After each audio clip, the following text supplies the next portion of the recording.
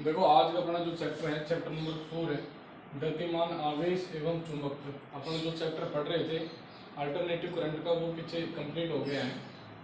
अब अपना जो चैप्टर है वो गतिमान आवेश एवं चुंबकत्व। तो एक बार मैं थोड़ा सा इसको बैक में ले जा रहा हूँ, उसको देख लेना आप लोग। देखो अपन ने जो सबसे पहले पढ़ा है वो पढ़ा था स्थिर आवेश।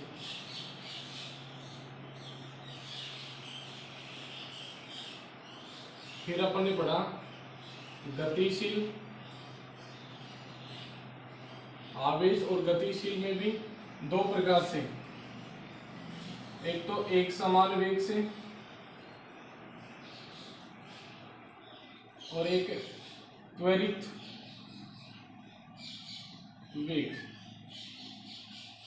ठीक है, तो जब स्थिर आवेश होता है तो केवल और केवल वहां पर विद्युत क्षेत्र उत्पन्न होता है, लेकिन जब आवेश गतिशील अवस्था में आता है तो विद्युत क्षेत्र के साथ साथ चुंबकीय क्षेत्र भी उत्पन्न करता है। विद्युत क्षेत्र के साथ साथ चुंबकीय क्षेत्र भी उत्पन्न करता है। अब देखिए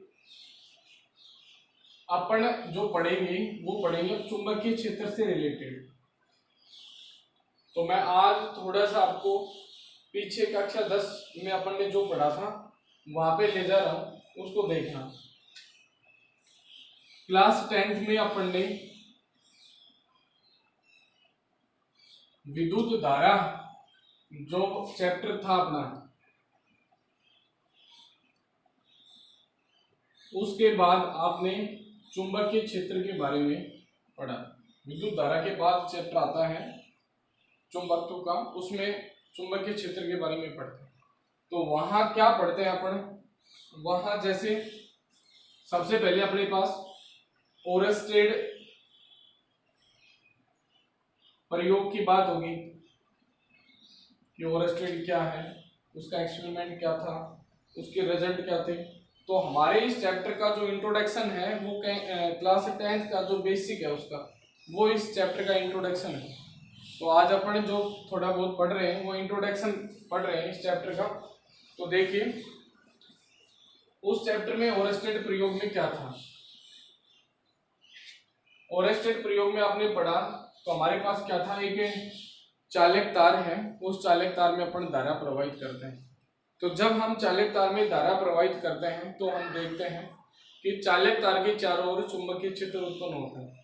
अब वो चीज हम कैसे डिसाइड करते हैं कि चुंबकीय क्षेत्र उत्पन्न होता है या नहीं होता है। चुंबकीय क्षेत्र उत्पन्न होता है तो कौन से बिंदु पे ज्यादा होता है, कौन से पे कम होता है, धारा प्रवाह का उस चुंबकीय क्षेत्र के साथ क्या संबंध है, ये सब चीजें पढ़ने के लिए अपन ने कक्षा 10th में ओरस्टेड प्रयोग से शुरुआत की थी। तो ओरस्टेड प्रयोग में क्या था कि हम एक धारावाही चालक लेंगे जिसमें विद्युत धारा प्रवाहित की जाती है। जैसे ही उस धारावाही चालक में धारा प्रवाहित करते हैं तो उस धारावाही चालक के चारों ओर चुंबकीय क्षेत्र उत्पन्न होता है। उस धारावाही चालक के चारों ओर चुंबकीय क्षेत्र उत्पन्न होता है।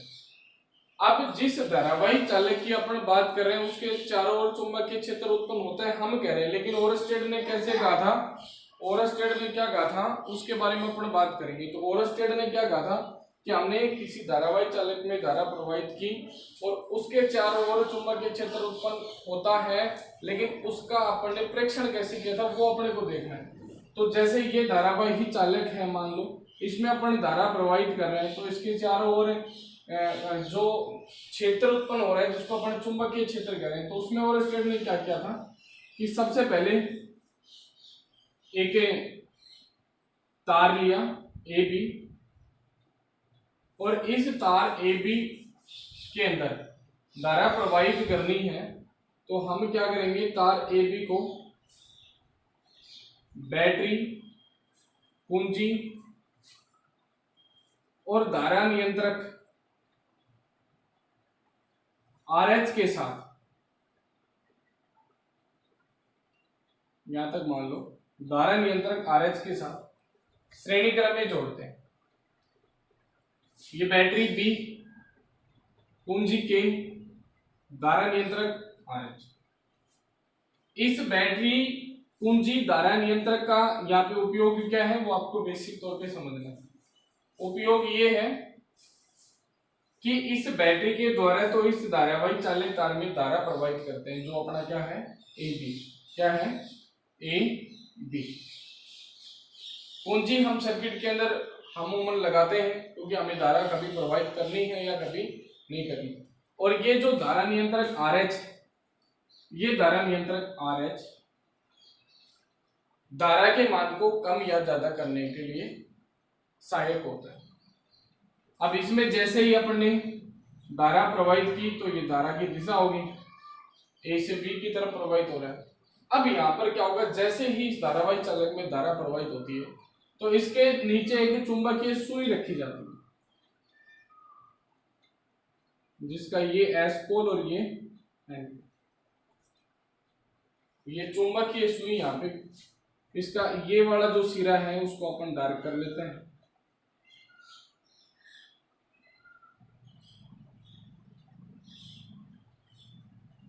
ठीक है। अब जैसे ही इस धारावाही चालक में धारा प्रवाहित होती है तो पहले तो ये चुंबकीय सुई इस प्रकार से रखी होती है जब धारा प्रवाहित नहीं होती। तो धारा प्रवाहित कब नहीं होगी, जब कुंजी ओपन होगी, और जैसे ही कुंजी में डॉट लगाएंगे तो धारावाही चालक में धारा प्रवाहित होगी। और जैसे ही धारा प्रवाहित होगी तो इसके नीचे रखी जो चुंबकीय सुई है उसमें डिफ्लेक्शन आता है, मतलब विक्षेप आता है। और विक्षेप क्या है कि उसका N पोल थोड़ा सा अपनी स्थिति चेंज करेगा, जब N करेगा तो S भी करेगा। समझ में आ गई बात। तो इसके लिए वहां पे आपको, वैसे ये वहां तो बेसिक तौर पे पढ़ा रखा है, लेकिन अब आपके यहाँ पे एक नियम के तौर पे पढ़ाया जाएगा ये, जिसको बोलेंगे स्नो का नियम। किसका नियम? स्नो का नियम। स्नो का नियम क्या कहेगा, यदि किसी धारावाही चालक में धारा S to N मतलब साउथ टू नॉर्थ, मतलब दक्षिण से उत्तर की ओर प्रवाहित हो, और धारावाही चालक O का अर्थ ऑन चुंबकीय सुई के ऊपर स्थित हो, तो चुंबकीय सुई का उत्तरी ध्रुव वेस्ट की ओर विक्षेपित हो जाता है, या चुंबकीय सुई का नॉर्थ पोल वेस्ट की तरफ डिफ्लेक्ट हो जाता है। ये नियम। अब देखो दूसरा, तो उन्होंने यहां से ऑब्जर्व किया कि जब जैसे ही धारावाही चालक में धारा प्रवाहित करते हैं तो उसके पास रखी चुंबकीय सुई में डिफ्लेक्शन होता है। अब पास रखी चुंबकीय सुई क्यों कह रहा हूं, क्योंकि जरूरी नहीं है कि ये जो चुंबकीय सुई है वो इस धारावाही चालक के नीचे हो तभी इसमें विक्षेप आएगी। ये सुई ऊपर होगी तो भी विक्षेप आएगा, लेकिन विक्षेप की स्थिति चेंज हो जाएगी। जो नीचे विक्षेप आएगा उससे जस्ट विपरीत दिशा में ऊपर विक्षेप प्राप्त होता है। तो एक तो ये। अब जब उसने धारावाही चालक में धारा प्रवाहित नहीं की थी तो वहां पर उस धारावाही चालक के पास जो चुंबकीय सुई रखी थी उसमें कोई डिफ्लेक्शन नहीं आ रहा था। तो जब चुंबकीय सुई में डिफ्लेक्शन नहीं आया तो इसका अर्थ वहां पे कोई चुंबकीय क्षेत्र उत्पन्न नहीं हुआ। तो एक बात स्पष्ट होगी कि जब तक धारावाही चालक में धारा प्रवाहित नहीं करते हैं तब तक उस धारावाही चालक के चारों ओर चुंबकीय क्षेत्र उत्पन्न नहीं होता है। एक बात तो ये स्पष्ट है। दूसरी बात, जब किसी धारावाही चालक में धारा प्रवाहित करते हैं तो धारावाही चालक के चारों ओर चुंबकीय क्षेत्र उत्पन्न होता है। एक बात ये स्पष्ट होगी, मतलब धारा प्रवाहित करेंगे तो चुंबकीय क्षेत्र उत्पन्न होगा और धारा प्रवाहित नहीं करेंगे तो चुंबकीय क्षेत्र उत्पन्न नहीं होगा। तो यहाँ तक की बात स्पष्ट हो जानी चाहिए। अब बात आती है दिशा की। हालांकि कक्षा 12th में भी आपको ये चीजें पढ़ने को मिलेगी कि डिफ्लेक्शन किस साइड होगा, करंट किस साइड फ्लो करेंगे, तो उसके लिए अपन अलग से पढ़ेंगे और वो चैप्टर इसमें नहीं, अगले चैप्टर में ये पूरा पोर्शन, अब 2-3 चैप्टर हैं, वो 5, 4, 5 और 6, ये तीनों चैप्टर इसके ही हैं, मैग्नेटिक फील्ड के, चुंबकीय क्षेत्र के। उसमें अपने को ये सब चीजें पढ़ने को मिलेगी। लेकिन मैं आपको कक्षा 10th के बेसिक पोर्शन से एक बार रूबरू करा रहा हूँ कि आपको ये समझ में आ जाए कि अपन जो पढ़ने जा रहे हैं कक्षा 12th में वो है क्या मैटर। समझ में आ गई बात। उसके बाद अब बात आती है डायरेक्शन की। तो देखो उसने क्या किया कि धारावाही चालक में जो धारा प्रवाहित कर रहा था, वो जिस दिशा में धारा प्रवाहित कर रहा था ना, उसकी दिशा चेंज कर दी। मान लो अभी पहले धारा की जो दिशा है वो ए से बी की ओर प्रवाहित हो रही है, ए से बी की ओर, लेकिन अगली स्थिति में वो चेक करना चाहता है कि यदि हम बी से ए की ओर धारा प्रवाहित करते हैं तो डिफ्लेक्शन किस साइड है। तो जो पूर्व में डिफ्लेक्शन आ रहा था चुंबकीय सुई के अंदर या कंपास के अंदर, ठीक है, वो डिफ्लेक्शन जस्ट चेंज हो जाता है। मतलब अगर नॉर्थ पोल पहले वेस्ट में जा रहा था तो अब नॉर्थ पोल किधर जाएगा, ईस्ट के अंदर, ठीक है। तो ये ध्यान रखना। उसके अलावा उन्होंने वहां एक्सपेरिमेंट क्या किया कि जब धारावाही चालक में धारा ज्यादा प्रवाहित करते हैं तो चुंबकीय क्षेत्र का मान बढ़ जाता है, और जब धारा का मान कम प्रवाहित करते हैं तो चुंबकीय क्षेत्र का मान कम होता है। मतलब धारा प्रवाह के साथ साथ चुंबकीय क्षेत्र का मान चेंज हो रहा है। मेरी बात समझ में आ रही ना। अगर उस धारावाही चालक के अंदर धारा का मान हम कम और ज्यादा करते हैं तो उस धारावाही चालक के कारण जो चुंबकीय क्षेत्र उत्पन्न हो रहा है उसकी इंटेंसिटी में भी कमी या वृद्धि होती। इसके अलावा हम बात करते हैं कि जैसे धारावाही चालक AB है, इस धारावाही चालक AB के जितना निकट हम देखेंगे चुंबकीय क्षेत्र का मान उतना ही ज्यादा होगा। इस धारावाही चालक से जैसे जैसे दूरी पर हम जाएंगे चुंबकीय क्षेत्र की तीव्रता का मान घटता हुआ जाएगा।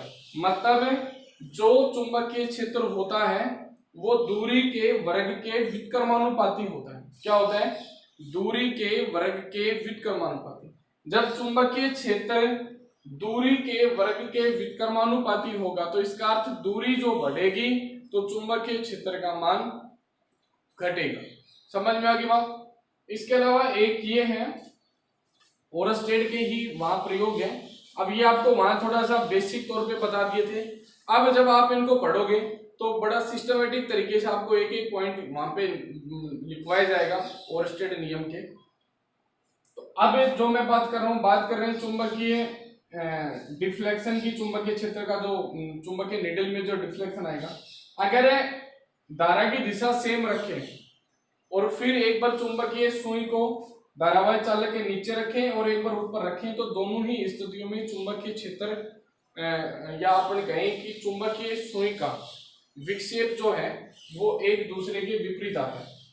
समझ में आ गई ना बात। मतलब मैं जो कहना चाह रहा हूँ वो ये है कि अगर धारा की दिशा को सेम रखते हुए एक बार चुंबकीय सुई को नीचे रखें धारावाही चालक के और एक बार चुंबकीय सुई को धारावाही चालक के ऊपर रखें तो दोनों ही स्थितियों में विक्षेप जो है चुंबकीय सुई या कंपास के अंदर एक दूसरे के क्या होगा, विपरीत होगा। आगे बात समझ गए। अब उसके बाद देखो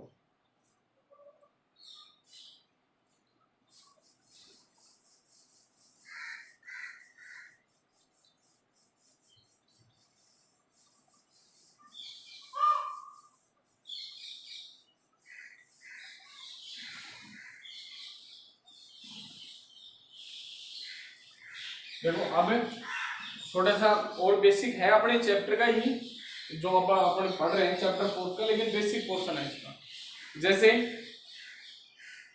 ये मान लो कोई धारावाही चालक है जिसमें धारा इस प्रकार से प्रवाहित हो तो चुंबकीय क्षेत्र की दिशा मान लो हम ज्ञात करना चाहते हैं तो दिशा क्या आएगी। ये धारावाही चालक है तो दाएं हाथ का जिसको बोलते हैं वर्तीय धाराओं का या वर्तीय पास जिसको बोलते हैं, तो इसमें देखो हमें धारावाही जो चालक है उस धारावाही चालक में जो धारा जिस दिशा में प्रवाहित हो रही है हम हमारे दाएं हाथ का अंगूठा उस दिशा में व्यवस्थित करते हैं, ठीक है। और हमारे दाएं हाथ की जो मुड़ी हुई उंगलियां हैं वो चुंबकीय क्षेत्र की दिशा को व्यक्त करती हैं। किसको व्यक्त करती हैं? चुंबकीय क्षेत्र की दिशा को। तो इसके कारण जो दिशा आएगी वो ये आएगी, ठीक है, इस प्रकार से। यही तो है, ठीक है। और ये अगर डायरेक्शन इसके अंदर की तरफ है आएगा तो वृत्तीय पास के रूप में, लेकिन डायरेक्शन चेंज हो जाएगी। अब डायरेक्शन ये हो जाएगी, ठीक है। तो इसको अगर आपके बुक में देखोगे तो इस प्रकार से रिप्रेजेंट मिलेगा आपको, एन एस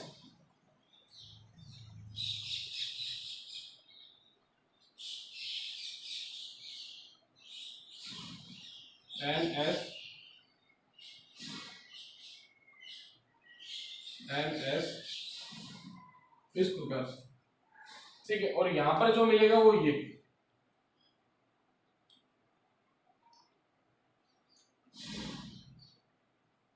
एन एस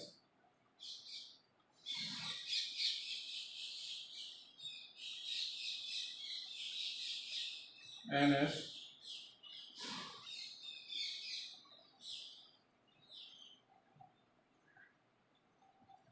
इस प्रकार चारों तरफ, ठीक है। अगर आप पूरा बनाना चाहते हो तो इस प्रकार आप चारों तरफ दिखाओगे।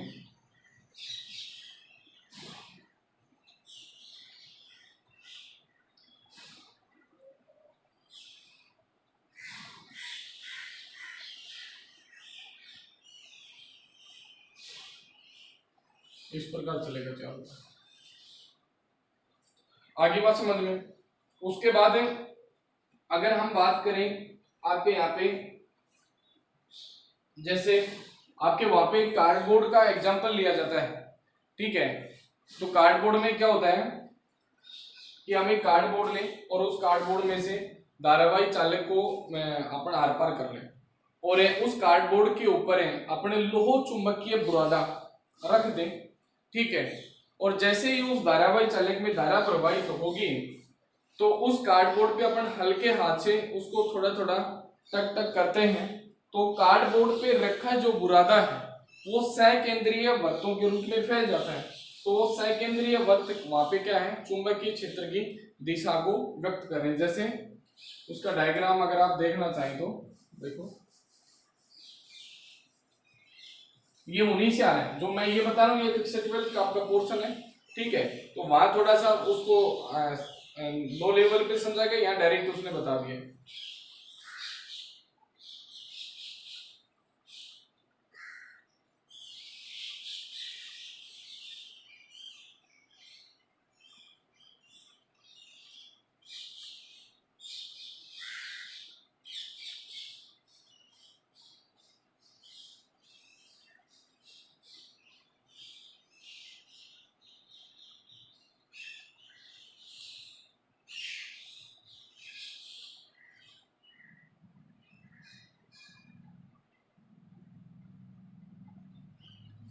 इस प्रकार से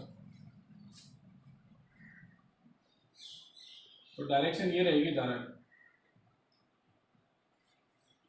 समझ में आ गई ना बात। और यहाँ पे अपन टोट लगाएंगे, इसमें इसको चेंज करेंगे, अपनी धारा इधर दिखाई है मैंने,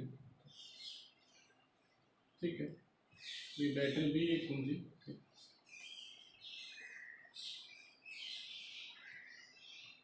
ये स्थिति रहेगी, धारा इधर से इधर प्रवाहित होगी। तो जैसे धारा इधर प्रवाहित होगी तो चुंबकीय क्षेत्र की दिशा, तो यही तो इसके ऊपर जो लो चुंबकीय बुरादा रखा गया उसको अपन जैसे जैसे थोड़ा करेंगे तो वो क्या है, इस शेप में बदलता हुआ चला जाएगा। आगे बात समझ में। तो ये आपके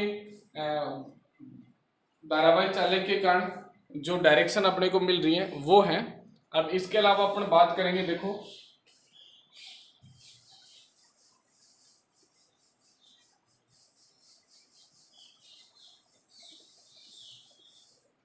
इसके अलावा आपके फिर टॉपिक हैं चुंबकीय बल, और चुंबकीय बल में आपके पास चुंबकीय क्षेत्र और चुंबकीय लोरेंज बल, चलो वो अपने उसकी कल बात कर लेंगे, ठीक है। आज आप यहाँ तक कर लो, बाकी कल देखेंगे।